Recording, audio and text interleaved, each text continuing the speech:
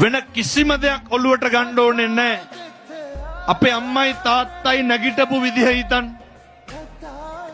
මගේ අම්මා මං හදාගත්ත විදිහ හිතන්න. මගේ තාත්තා මං හදාගත්ත විදිහ හිතන්න. අම්මලාට ડિප්‍රෙෂන් නැහැ. ඒක අරමුණක් තියෙනවා. වැටෙන්න නෙමේ ඒ අරමුණ තියෙන්නේ නැගිටින්න. ජීවිතේ වැටෙන්න හේතු 1000ක් තියෙනවා.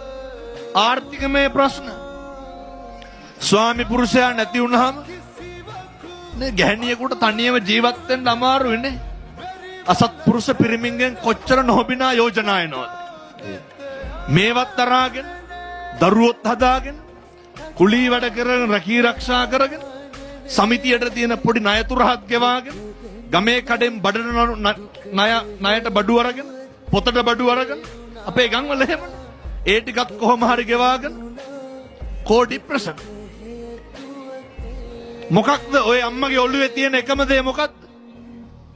දරුවෝ ටික ලොකු මහත් කරන එක විතරයි. මතක තියාගන්න. අර හිත ඇත්නම් පත කුඩාද කියන්නේ. හිතමයි පුතේ බලපාන්න.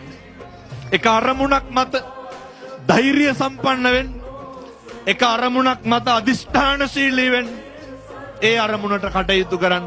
ඒ අරමුණු ජය ගන්න මේ තරුණ මහත්තුරුන්ට මේ පුරපසලක් 15ක් පොය දවසේ තුරුන්ගේ ආශිර්වාදය ලැබේවා කියලා අපි ප්‍රාර්ථනා කරමු.